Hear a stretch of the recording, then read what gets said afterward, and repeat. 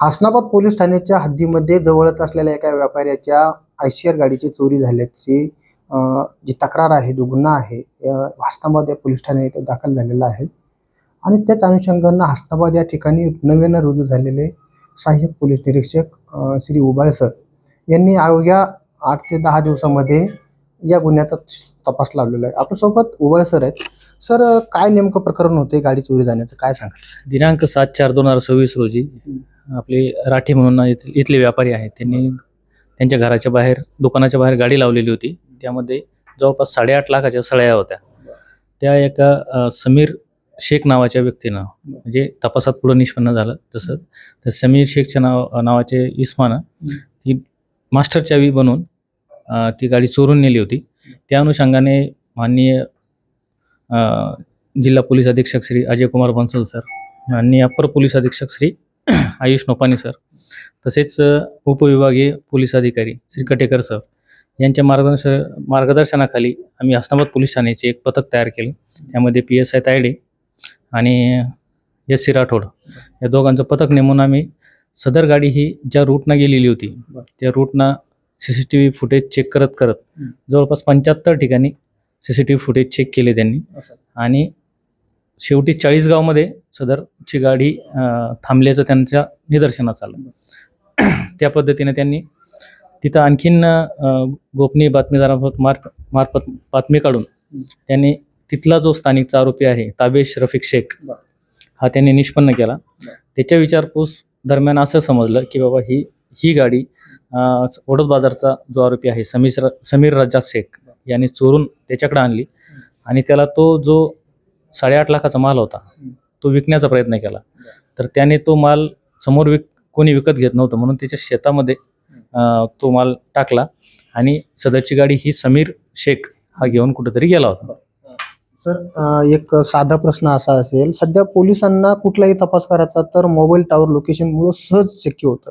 या आरोपीकडे एखादा मोबाईल होता का? तुम्हाला हा सुगाव लागला कसा? हा आरोपी तुम्हाला मिळाला कसा? नेमकं त्याजवळ मोबाईल टॉवर लोकेशन तुम्ही त्याला तपासात ऑर्डर केलं का? कसं नेमकं मोबाईलच्या टॉवर लोकेशनच्या व्यतिरिक्त कुठला असा सुगाव तुमच्यापर्यंत आला होता? सदरचा आरोपी जो आहे समीर शेख याच्यावर यापूर्वीही पण जवळपास 20 गुन्हे अशा प्रकारचे दाखल आहे. वेगवेगळ्या जिल्ह्यामध्ये गुन्हे दाखल आहे. तो सराईत असल्यामुळे तो मोबाईल वापरत नव्हता. तो विदाऊट मोबाईल, त्याला हे माहीत आहे की लोकेशन आपलं ट्रॅक होतं, त्यामुळे तो मोबाईल वापरत नव्हता. त्या अनुषंगाने त्याने मोबाईल न वापरता सदरचा हा क्राईम केला आहे.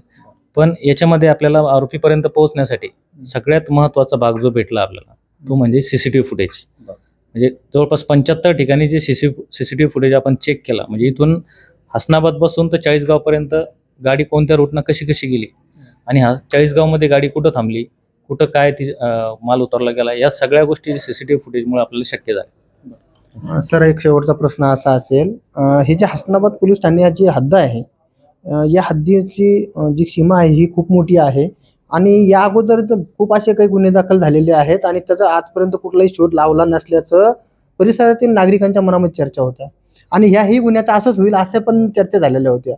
तर यानंतर देखील असे काही गुन्हे घडतील तर यावरती तुमची काय कारवाई असेल, कशी कारवाई असेल? मी 2 वर्ष LCBला काम केलेलं असल्यामुळं बऱ्यापैकी या डिटेक्शनचा म्हणजे अंदाज आहे. त्यामुळे मी नागरिकांना या स्वतः करू इच्छितो की आपण पेट्रोलिंग ठेवून, चांगल्या प्रकारे पेट्रोलिंग ठेवून, समन्वय ठेवून आणि व्यापारी वर्गांना विश्वासात घेऊन त्यांना आपल्या हासनाबाद असो किंवा राजूर असो, आपल्या हद्दीतली जे मोठा व्यापारपेठ आहे तिथे आपण त्यांना कॅमेरे बसवण्याबद्दल प्रोत्साहन देऊन, त्यांच्याकडनं कॅमेरे बसवून घेऊन आणि पेट्रोलिंग चांगले ठेवून ह्या अशा घटना घडणार नाही याची पहिली दक्षता घेऊ. जर अशा घटना घडल्याच तर मला याची गॅरंटी आहे की आमची टीम चांगली आहे, कर्मचारी चांगले आहे, PSI तायडे आणि हे सगळ्यांनी चांगलं काम केल्यामुळे हा गुन्हा डिटेक्ट झाला. भविष्यातही असे गुन्हे जर कदाचित घडले तरी आपण ते डिटेक्ट करण्याचा 100% प्रयत्न करू आणि तो डिटेक्ट करू. सर, पाठीमागेला असे काही गुन्हे आहेत का बरं की ते अजून पेंडिंग आहे आणि त्यांचा देखील शोध लावायचा आहे? आपल्या राजूर येथे 3 घरफोड्या दिवसाचे झालेले आहे, ज्यामध्ये 6 लाखाचे सोनं गेलेलं आहे.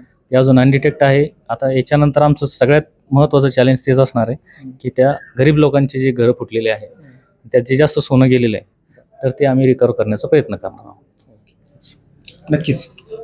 हे हसनाबाद पोलीस स्टेशनचे अधिकारी आहेत आणि यांनी अगदी 8 ते 10 दिवसामध्ये सर्वात मोठा हा गुन्हा जो आहे, या गुन्ह्याचा तपास लावत आरोपीला जेरबंद केलेला आहे आणि पुढील तपास देखील सुरू असल्याचं यांनी सांगितलेलं आहे.